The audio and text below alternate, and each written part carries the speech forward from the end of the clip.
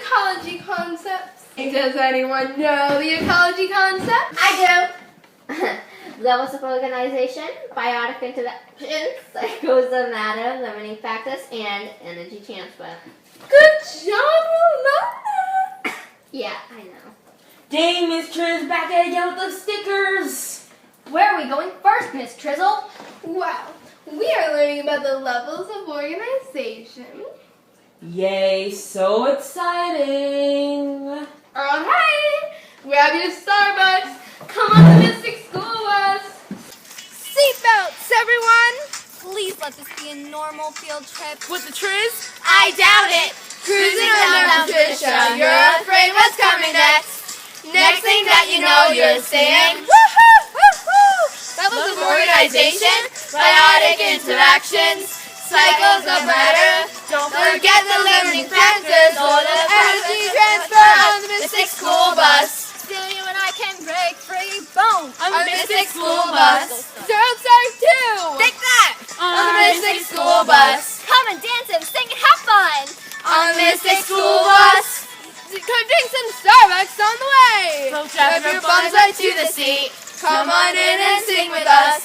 When the picture's complete, you can get home with a latte on the Mystic School Bus. Right on the Mystic School Bus. Woo! The levels of organization. Does anybody know what they are? Ooh, I know.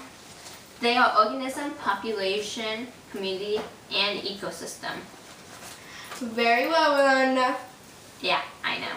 Hey, she was looking at her phone. She's cheating. Oh, Felicia, I'm sure she wasn't cheating.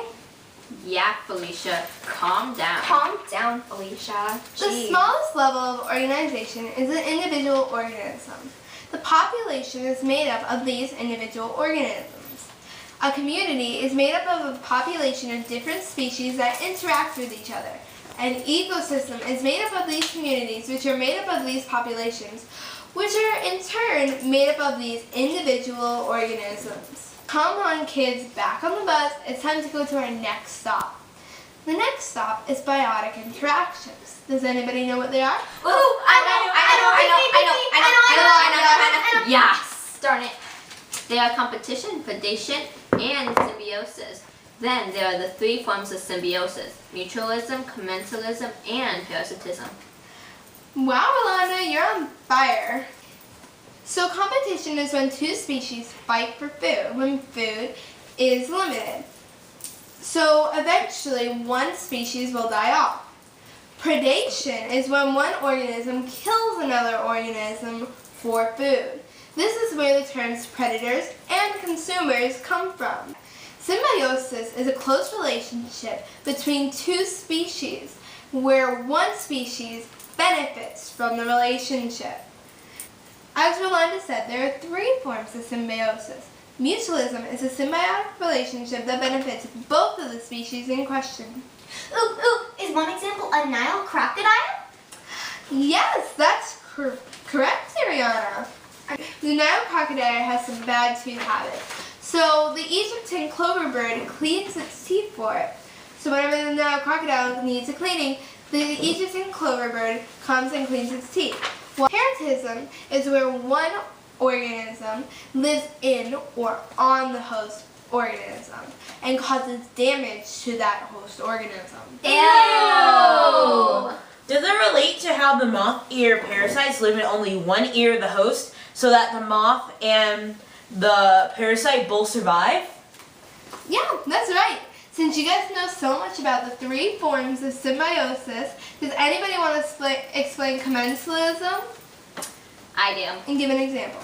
Commensalism is a symbiotic relationship in which one organism benefits and the other is neither helped nor harmed. For example, Clownfish live in the tentacles of the anemones, which protects them from predators. Predators are poisoned by the tentacles of the anemones.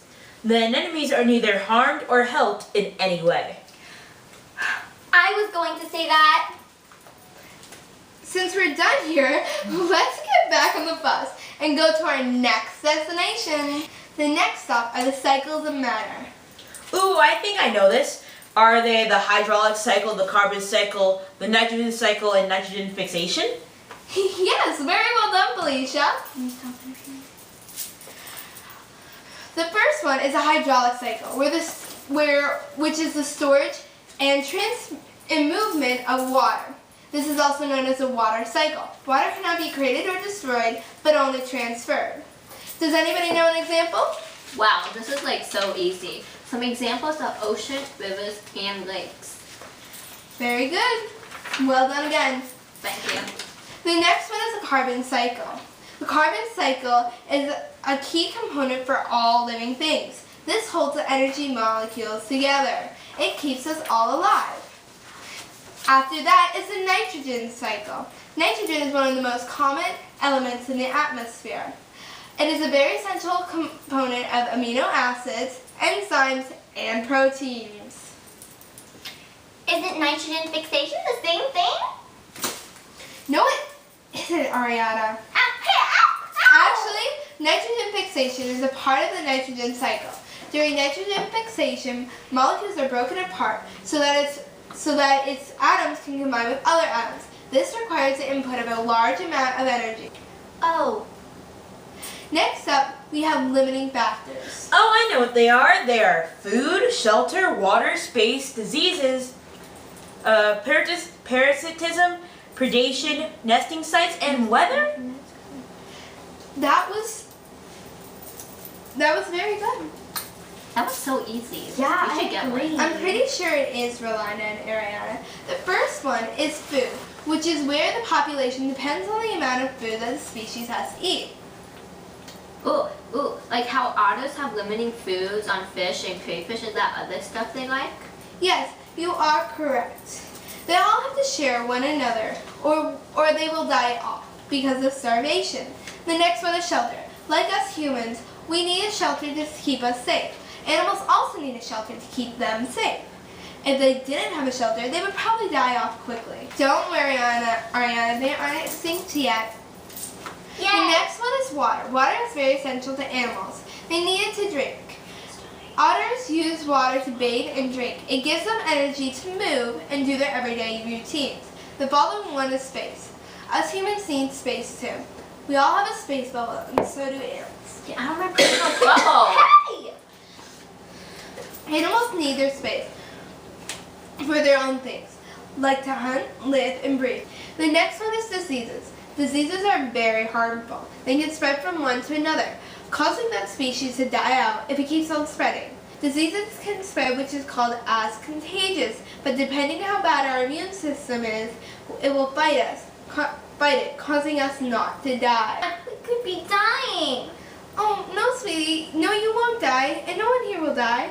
The next one is parasitism and predation. Predation occurs when one organism kills another for food. During predation, predators limit the population from getting too large. Does anyone remember what parasitism is? I do. Parasitism is a symbiotic relationship between a host organism and the parasite. In this relationship, the parasite causes damage to the host. Ew. The next one is nesting sites. Birds have nesting sites to help keep their eggs safe so that they can hatch. The following one is weather. Weather can cause damage to everything you have. If a bad storm came, it could destroy your shelter and nesting areas. Could my house be sucked in a green cyclone like Dorothy? No, that won't happen. Our next category and final category is energy transfers. They are modeled by food chains, food webs, trophic levels. Included in these models are predators, consumers, producers, and decomposers, and the sun. Does anybody know what a food chain is? I know what the food chain is. A food chain is a simplified diagram. This shows that energy transfer through a straight line starting from the sun and usually ending with a consumer consuming either a producer or another consumer. And food webs are more complex to use. Right again, Rolanda. Producers produce their own food, usually from the sun. Consumers have three different smaller types of consumers. These are primary, secondary, and tertiary consumers Another name for a primary consumer is a herbivore because they only feed on plants. Because secondary consumers are omnivores, like us humans. Anyways, tertiary consumers are at the very top of the food chain and only eat meat. So, what are decomposers? Well, Felicia. Decomposers simply decompose other organisms after they die. Nice job, Rolanda. That's the end of today's lesson. Did anyone have fun? Yes! Okay, Well, time to there's- go back to school, everyone. Everyone on the bus. Selfie! Well, there's my ride. I gotta go, guys. Bye, Felicia.